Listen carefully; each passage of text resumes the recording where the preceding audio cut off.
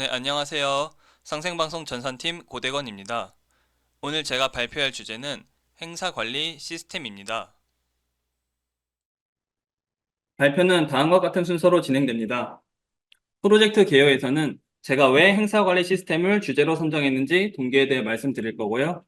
기획 의도와 개발 일정, 그리고 개발 환경에 대해 말씀드리겠습니다.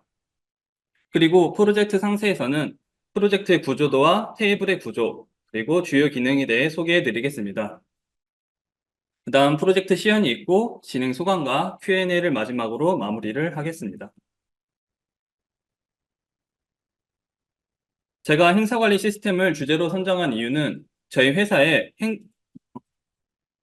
아, 네, 제가 행사관리 시스템을 주제로 선정한 이유는 저희 회사에 행사를 관리하는 시스템이 없기 때문입니다. 그래서 행사에 참여한 사람들에 대한 데이터가 수집, 분석되고 있지 않아 행사에 대한 어떤 그런 객관적인 평가와 분석이 되지 않고 있습니다. 그래서 이번에 넥사크로 교육을 통해 미리 그 시스템을 만들어 보고 싶었습니다. 그리고 행사뿐만 아니라 많은 데이터들을 취합하고 활용할 수 있는 시스템 구축이 필요합니다. 행사 관리 시스템을 통해 이런 시스템을 구축하는 능력을 키우고 싶었습니다. 마지막으로 데이터 관리와 서비스 로직에 집중하고 싶었습니다. 상대적으로 UI는 간단하면서 데이터를 잘 활용하는 페이지를 만들고자 하였습니다. 그리고 사용자가 간편하게 QR을 통해서 행사를 신청할 수 있게 기획하였습니다. 이번에 코엑스에서 2023년 소프트웨어 대전을 통해 많은 기업들이 QR을 통해서 어떤 행사 신청을 받고 자사 소프트웨어를 홍보하는 것을 보고 벤치마킹을 하였습니다. 그리고 관리자가 행사에 참여한 데이터를 보고 행사에 대한 평가, 홍보 및 마케팅 전략을 수립할 수 있는 데이터 시각화를 기획하였습니다.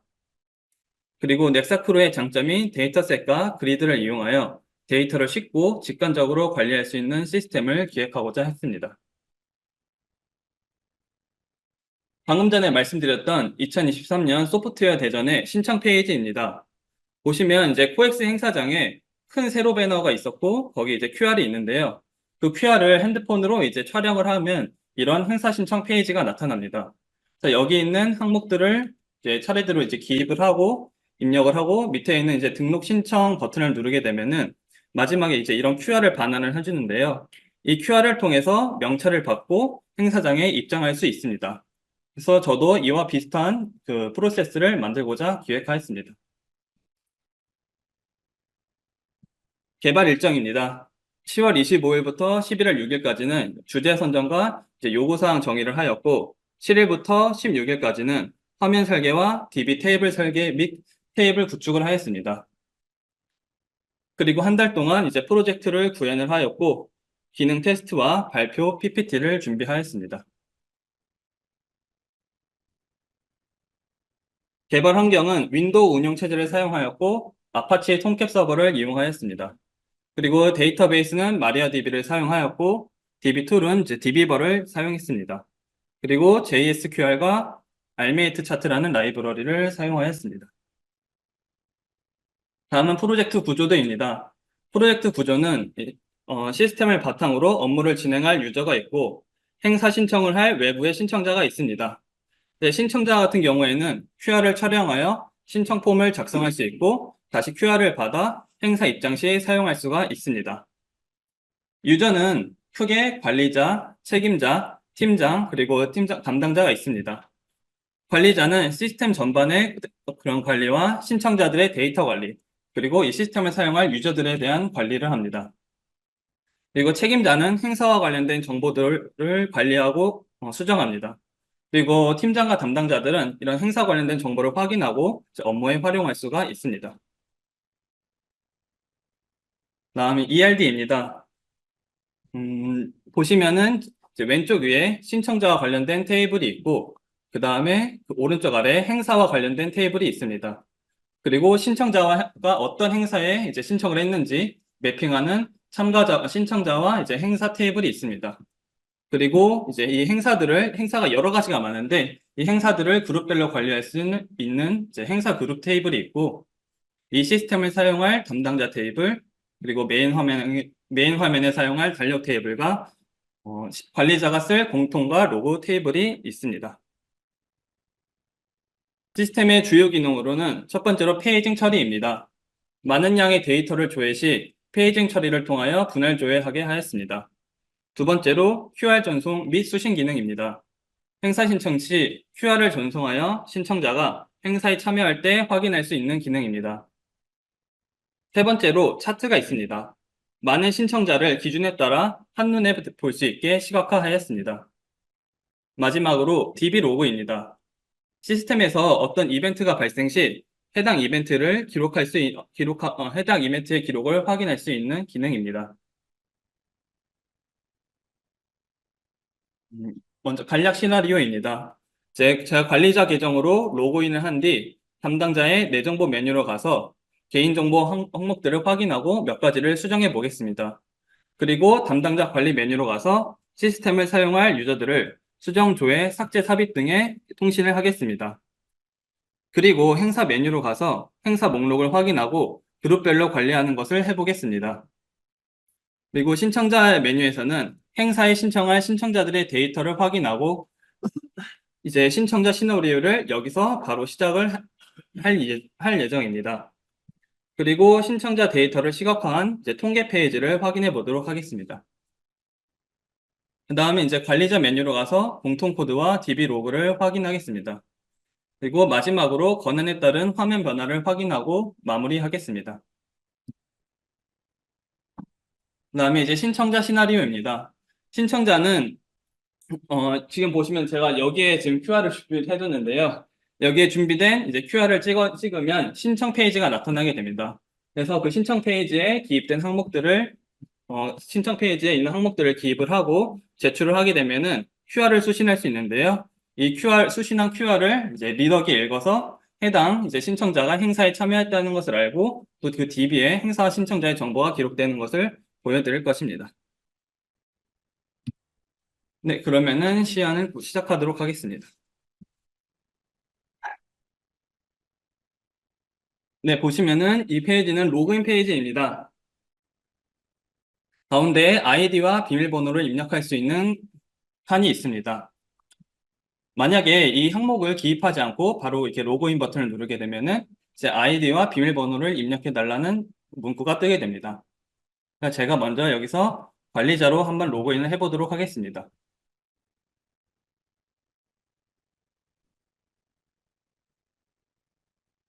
만약에 이렇게 로그인을 하는데 이 아이디나 비밀번호를 잘못 입력하게 되면 아이디 또는 비밀번호가 잘못되었다는 창이 뜨게 됩니다.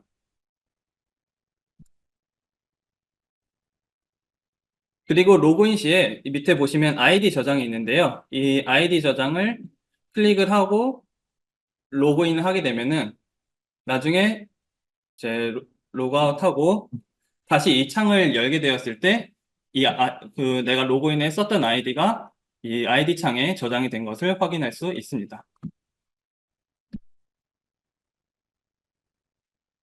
로그인 하면은 이제 이렇게 메인 화면이 뜨는데요. 왼쪽 상단에 보시면은 로고가 있고 그 오른쪽에 이름이 있습니다. 그리고 방금 전에 클릭했던 로그아웃 버튼이 있습니다. 그리고 왼쪽에는 이 시스템의 메뉴가 있고 그다음 오른쪽에는 이제 이 폼이 있는데요. 이 메인 폼에는 제가 달력을 넣어 놨습니다. 그래서 이 달력을 통해서 그 달에 어떤 행사가 있는지 한눈에 알아볼 수 있게 해 두었습니다. 그래서 제가 한번 여기서 신규 일정을 만들어 보겠습니다. 클릭하고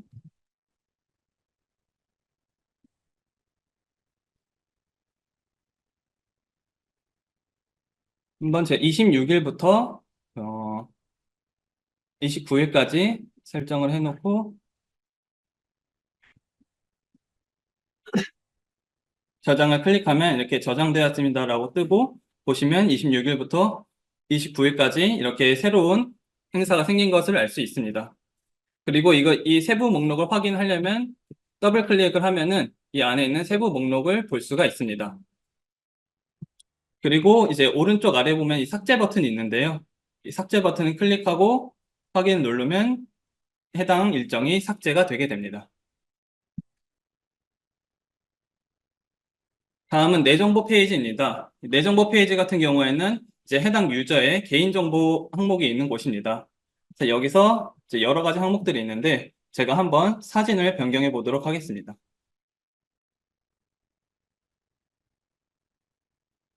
이렇게 사진을 클릭하면 사진이 변경이 되고 저장을 누르면 이 내가 변경한 사진이 여기에 반영이 되게 됩니다. 그리고 우편번호 검색을 누르면 이렇게 내 주소를 검색할 수 있는 주소 검색 창이 뜨게 됩니다. 그래서 주소를 검색하고 클릭을 누르면 이제 해당 주소가 입력이 된 것을 확인하실 수 있습니다. 그리고 그 외에도 뭐 생일, 이메일, 뭐 그다음에 결혼 여부, 계좌번호 등 여러 가지 정보들을 기입할 수가 있습니다. 그리고 여기 보시면 이제 비밀번호와 비밀번호 확인을 하는 것이 있는데요. 이 비밀번호를 만약에 내가 수정을 하고 싶다 하면은 이 비밀번호와 비밀번호 확인 모두의 값을 입력을 해주셔야 합니다. 만약에 비밀번호를 입력을 했는데 비밀번호 확인을 입력하지 않고 저장을 누르게 되면은 이제 일치하지 않아 저장을 할 수 없다고 뜹니다. 그리고 이 밑에 문구에 보면은 비밀번호는 6에서 12자 이내라고 했는데요. 제가 이렇게 같은 비밀번호가 같은 값을 입력했는데 이게 6자 이하라면은 이렇게 비밀번호의 길이는 6자리 이상이어야 합니다라고 뜨게 됩니다.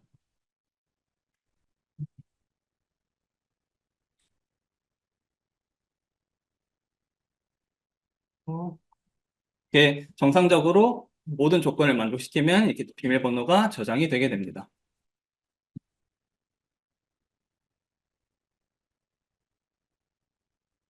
다음은 담당자 조회 페이지입니다. 여기서는 이 시스템을 사용할 유저들에 대한 목록과 그 사람들에 대한 세부 내용을 수정하고 반영시킬 수 있는 페이지입니다. 보면은 오른쪽에 조회, 등록, 삭제, 저장의 버튼이 있고 그 아래에는 이 많은 양의 데이터를 검색할 수 있는 검색 조건 영역이 있습니다.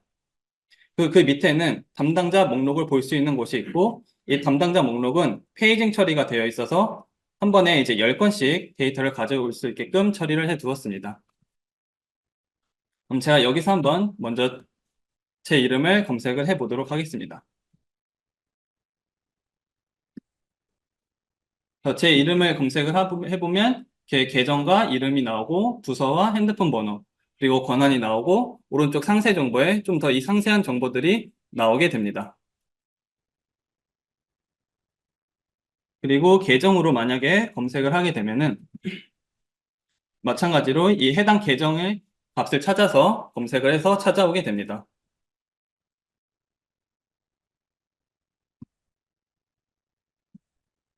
핸드폰 번호도 일부만 입력하면은 해당 숫자에 맞는 핸드폰 번호를 찾아오게 됩니다.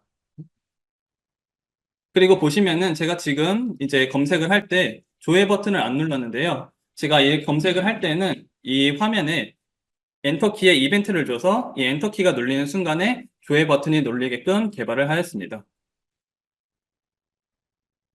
그리고 여기 보시면 이제 부서가 있는데요. 이 부서들을 값을 클릭을 하면은 해당하는 부서에 있는 유저들만 이렇게 목록을 가지고 오게 됩니다. 그리고 맨 위에 빈칸은 이제 전체 부서를 가지고 오게끔 해두었습니다. 제가 그럼 여기서 한번 새로운 유저를 등록을 해보도록 하겠습니다. 등록을 하기 전에 이제 보시면 왼쪽 위에 빨간색 버튼 이렇게 표시가 있는데요. 이거는 이제 필수 입력 표시입니다. 그래서 만약에 입력을 하지 않고 바로 그냥 저장을 누르게 되면은 이렇게 이름은 필수 입력 항목입니다 라고 뜨게 됩니다.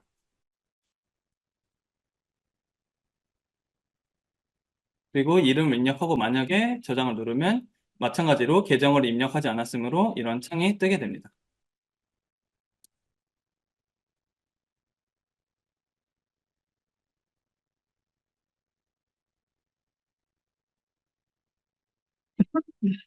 저장을 누르면은 데이터가 저장된 것을 확인할 수가 있습니다. 그리고 보시면은 여기에 제가 이 소트 처리를 해 두었는데요. 그래서 이 해당 헤드를 클릭을 하면은 이렇게 오름차순과 내림차순으로 데이터를 소트해서 보여주게 됩니다. 그래서 등록을 하고 난 후에 만약에 삭제할 데이터가 있다 하면은 만약에 이 여기는 체크박스를 체크를 하지 않고 바로 삭제 버튼을 누르면 이제 선택된 항목이 없다고 나오게 됩니다. 그래서 해당 데이터를 클릭을 하고 삭제를 하게 되면 이제 정말로 삭제하시겠습니다 라고 뜨는데요. 여기서 확인을 누르면은 이제 데이터가 삭제가 되었습니다. 근데 삭제가 되었는데 이게 실제로 이제 DB상에서 삭제된 건 아니고 현재 보이는 이 화면에 있는 데이터셋 상태에서만 삭제가 된 상태입니다. 그래서 이런 삭제에 대한 이 삭제된 데이터셋을 이제 DB에 적용을 시키려면은 저장을 눌러야 적용을 시킬 수 있습니다. 근데 만약에 혹시 내가 이 삭제된 어떤 항목, 이 변경된 항목을 되돌리고 싶으면 제가 여기에 이제 ESC 키에 이 데이터셋을 리셋하는 이벤트를 걸어두어서 ESC 키를 누르면은 다시 삭제된 항목이 원복된 것을 확인하실 수 있습니다. 그리고 이제 제가 전에 회사에 있었을 때, 회사에서 이제 일을 할 때에는 보통 이런 어떤 등록이나 수정, 그리고 삭제 조회를 다 한 건 한 건씩 이렇게 처리를 해서 한 번에 한 건씩만 이렇게 처리를 했었는데요. 이 넥사크루 데이터셋 같은 경우에는 이런 데이터에 대한 어떤 변경 사항들을 한 번에 데이터셋에 저장했다가 일괄로 DB에 반영을 시킬 수 있습니다. 그래서 제가 보시면 여기서 이 사람 한번 삭제도 하고, 그리고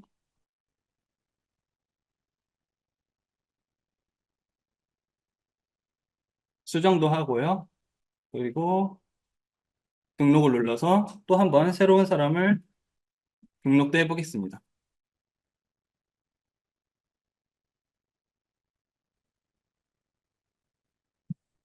이렇게 여러 가지 이제 데이터 작업, 변경 작업을 하고 저장을 누르게 되면은 이런 작업들이 바로 일괄로 적용이 된 것을 확인하실 수 있습니다.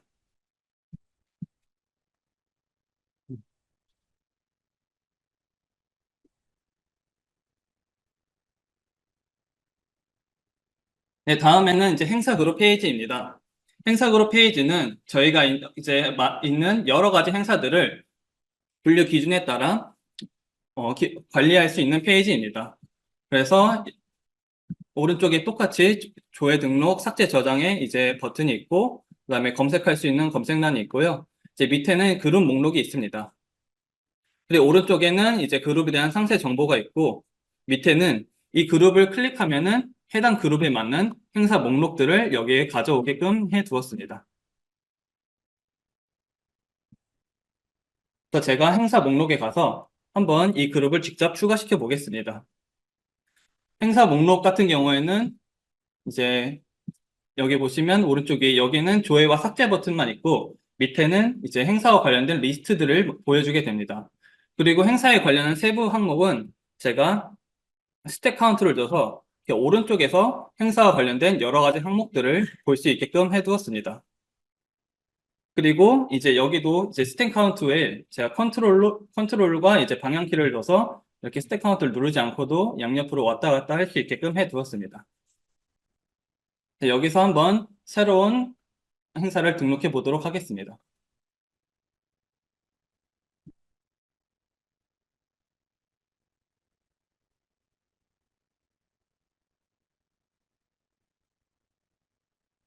이 장소를 클릭하면은 역시 마찬가지로 장소를 검색할 수 있는 창이 나타나고요.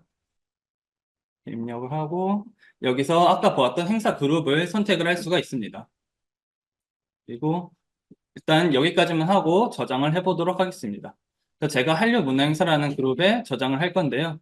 이렇게 저장을 누르면 행사 목록이 여기 이렇게 들어가게 되고 행사 그룹에 가시면은 여기 보시면 한류 문화 행사에 이제 2025 한류 문화 행사라는 행사가 추가된 것을 확인하실 수 있습니다.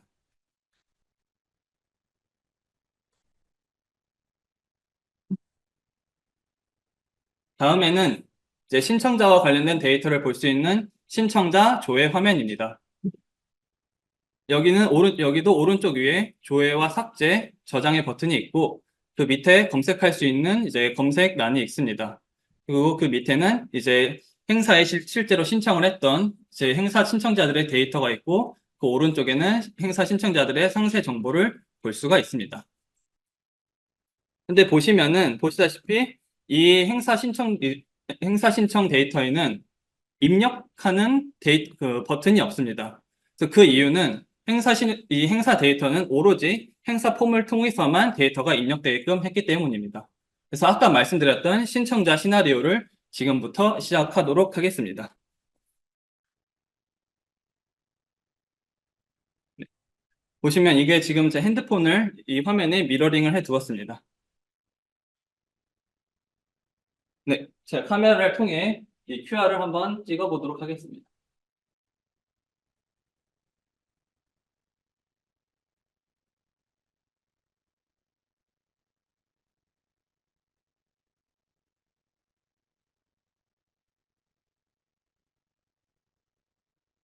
네, 보시면은 이렇게 QR을 찍으면은 행사 신청 페이지가 나타나게 됩니다. 그리고 여기에는 뭐 성명, 나이, 핸드폰 번호, 성별 등 이제 기입할 수 있는 항목들이 있습니다. 제가 여기서 그럼 제 이름으로 한번 등록을 해보도록 하겠습니다.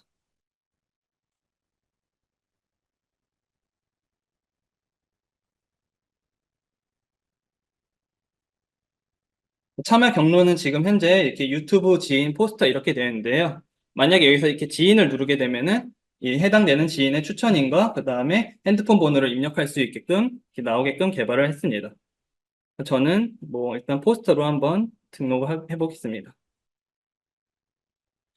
그리고 이제 이 제출을 누르기 전에 만약에 이렇게 제가 이 빨간 표시된 필수 항목을 기입하지 않고 제출을 누르게 되면은 그 기입하지 않은 항목으로 포커스가 가게 되고 필수 질문입니다 라고 뜨게 됩니다. 그래서 나이도 마찬가지로 자 이렇게 제출을 누르면은 해당 나이로 포커스가 가서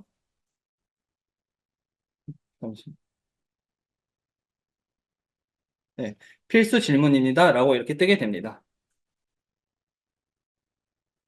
그리고 제가 제출을 클릭해 보도록 하겠습니다. 클릭을 하면은 아까 입력했던 핸드폰 번호로 QR을 전송하겠다는 이제 컨펌 창이 뜨고 번호를 확인해 달라고 뜹니다. 그래서 제가 여기서 확인을 누르게 되면은 QR코드가 전송되었습니다 라고 뜨게 됩니다. 그리고 잠시 기다려 보도록 하겠습니다.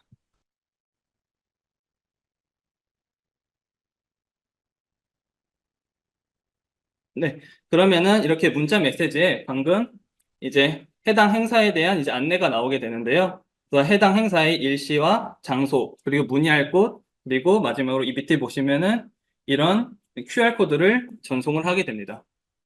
그래서 이 QR코드를 한번 이제 리더기에 읽을 건데요. 하기 전에 제가 여기서 한번 조회를 눌러 보겠습니다. 네, 조회를 누르면은 이 맨 위에 방금 제가 신청 폼에 입력했던 정보가 들어있는 것을 볼 수 있습니다. 그리고 끝에 보면은 보시면 여기 참가 여부가 항목이 있는데요. 지금은 이렇게 X 표시로 되어 있는 것을 볼 수 있습니다. 네, 보시면은 이게 이제 JSQL로 개발한 이제 QR을 읽을 수 있는 리더 페이지입니다. 그래서 제가 여기서 네, QR을 이렇게 리딩을 하게 되면은 확인되었습니다. 네, 이런 음성이 뜨면서 해당 사용자가 이제 확인되었던 것을 알려주게 됩니다. 그리고 여기서 제가 다시 한번 조회 버튼을 누르게 되면은 보시면 아까 X 표시였던 참가 여부가 동그라미로 바뀐 것을 확인할 수 있습니다. 만약에 이렇게 참가 확인을 하고 다시 한번 제가 QR을 리딩을 하면은 이미 처리되었습니다. 네, 이렇게 음성이 나오면서 해당 참가자가 이미 참여했다는 것을 알려주게 됩니다. 만약 이거는 이제 제가 교육할 때 이제 입장했던 출석 QR인데요. 이거를 만약에 여기에 리딩을 하게 되면 잘못된 QR코드입니다. 이렇게 잘못된 QR코드라고 알려주게 됩니다. 이걸 통해서 행사에 신청한 신청자들이 행사에 들어올 때 어떤 행사에 들어왔는지 확인할 수 있고 또 그 QR코드도 관리를 할 수가 있습니다. 네. 그 다음에 이렇게 행사 신청자들이 행사 이런 식으로 참여하게 되면은 데이터들이 정말 많이 쌓이게 되는데요. 그 데이터들을 이렇게 데이터 형태가 아니라 시각화해서 볼 수 있게 준비를 했습니다. 그래서 보시면은 여기 신청자 통계 페이지에서 통계를 볼 수 있는데요. 이 위에 총 신청자는 이만큼이고 그 중에 참여는 몇 명 했고 미참여는 몇 명 했는지 이렇게 나오게 됩니다. 그리고 참여자와 미참여자에 대한 비율을 이렇게 연령대별로 정리를 해 두었습니다. 그리고 여기에는 아까 신청 폼에 있었던 참여 경로를 통해서 몇 명이 이제 어떤 경로로 들어왔는지 볼 수 있고, 이제 남성과 여성의 비율, 그리고 추천인 순위도 볼 수가 있습니다. 자, 여기 이 콤보를 통해서 이제 만약에 제가 어떤 특정 행사를 선택하게 되면은 이 특정 행사에만 맞는 값들을 가져오게 돼서 이제 통계를 보여주게 됩니다. 그리고 이제 이 밑에는 이제 월별 참여 현황을 제가 만들었습니다. 그래서 한 해 동안 어떤 달에 얼마만큼의 이제 신청자들이 왔는지, 그래서 어떤 달에 얼마만큼의 신청자들이 많이 오는지, 그래서 언제 이제 행사를 준비해야 되는지 그런 것들을 분석 기획할 때 쓰기 위해서 만들어 놨습니다. 지금 보시는 데이터는 모든 연도에 대한 이제 월별 행사고, 여기 보시면 이제 해당 이제 연도가 변함에 따라서 그 해에 이제 어떤 행사에서 어떤 월에 이제 얼마만큼의 신청자들이 왔는지 확인을 할 수가 있습니다. 다음에 이제 이 부분은 관리자들만이 볼 수 있는 페이지입니다. 그래서 여기서는 이제 페이지 전체에 사용될 이제 공통을 관리하는 공통코드 관리 페이지입니다. 제가 여기서도 한번 공통코드를 하나 등록을 해보겠습니다. 등록을 하는데 제가 만약에 이렇게 입력을 하고 코드를 입력을 안 하고 저장을 하게 되면 이렇게 코드는 필수 입력 항목입니다 라고 뜨게 돼서 아까와 똑같이 이렇게 필수 입력 항목들을 표시해 두었고요. 만약에 이 코드 값이 이미 있는 코드와 중복이 되게 되면 해당하는 코드는 이미 등록이 되어 있다는 창이 뜨게 됩니다. 네, 이렇게 하면은 현재는 이렇게 맨 밑에 해당 공통 코드가 저장된 것을 확인하실 수 있습니다. 그다음에 회원 로그 페이지입니다. 회원 로그 같은 경우에는 어, 아까 말씀드렸던 이제 이벤트를 볼 수가 있는데요. 이 이벤트라 함은 이제 로그인, 로그아웃, 그리고 생성, 수정, 삭제 등의 행위를 말합니다. 그래서 해당 어떤 이런 이벤트가 일어났을 때 그 이벤트를 누가 했으며 그리고 이게 어떤 유형인지, 그리고 그게 성공했는지 실패했는지 여부, 그리고 그거에 대한 상세 내용들을 볼 수 있게끔 해 두었습니다.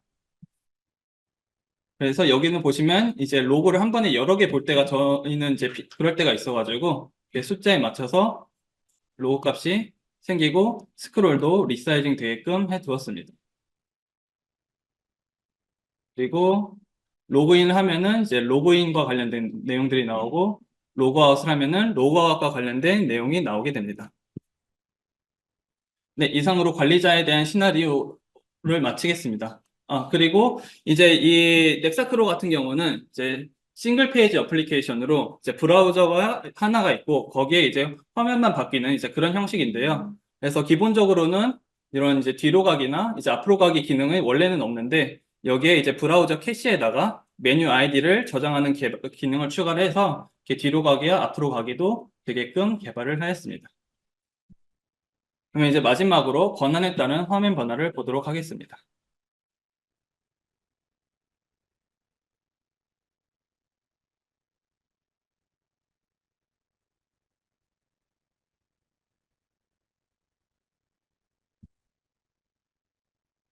네, 이 계정은 책임자 계정인데요. 책임자 계정으로 로그인을 하게 되면은 일단 먼저 달력 페이지를 보면은 아까 봤던 그 신규 일정 등록하는 그 버튼이 사라져 있습니다. 그리고 일정을 더블 클릭하면 밑에 저장하거나 삭제하는 버튼도 역시 사라져 있습니다. 이건 이제 관리자만 개발할 수 있게끔 권한을 조정했습니다. 그리고 담당자 조회를 가보면은 아까 보았던 세부 내용도 보이지 않고 그냥 그리고 등록과 삭제, 저장과 관련된 버튼 없고 그 유저들의 데이터를 오로지 조회만 할 수 있게끔 해 두었습니다. 하지만 이제 책임자들 같은 경우에는 이 행사를 관리해야 되는 사람들이기 때문에 행사 그룹과 목록에서는 모든 이제 등록 수정, 삭제, 조회를 할 수 있게끔 이렇게 해 두었습니다. 그리고 마찬가지로 신청자 조회 화면도 그냥 이제 조회만 가능하고 다른 이 데이터들을 수정하거나 삭제는 불가능하게 해 두었습니다.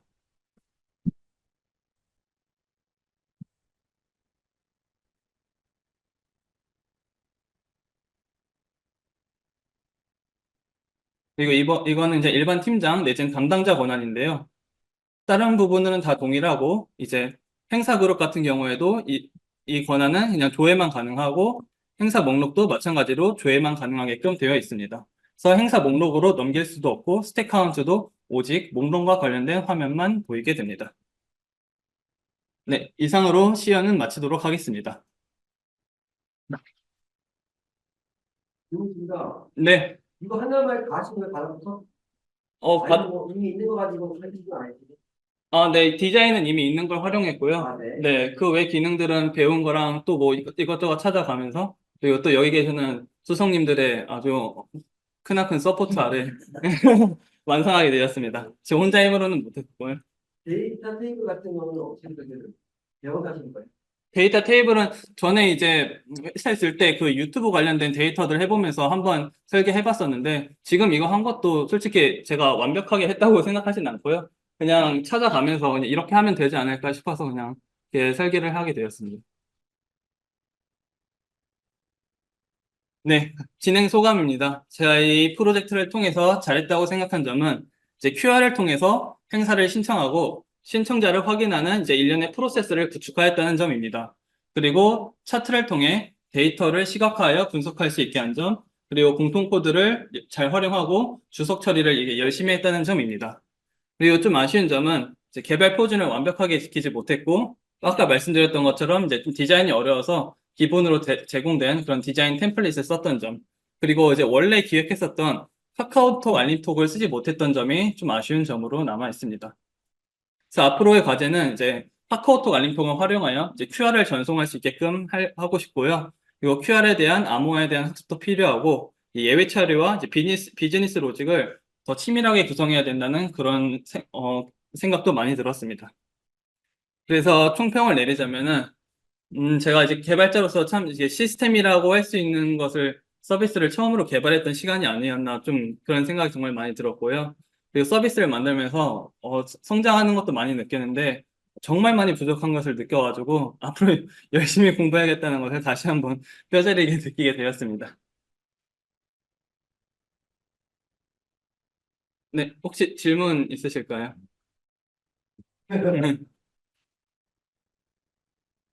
네, 2달 동안 정말 지금 생각해보면 짧은 시간인데, 열심히 이렇게 정성으로 가르쳐 주신 우리 김재영 강사님과 이제 한정훈 팀장님, 그리고 저희가 필요할 때 이렇게 출동해 주셨던 우리 김재봉 수석님께 정말 감사의 말씀 드리고요.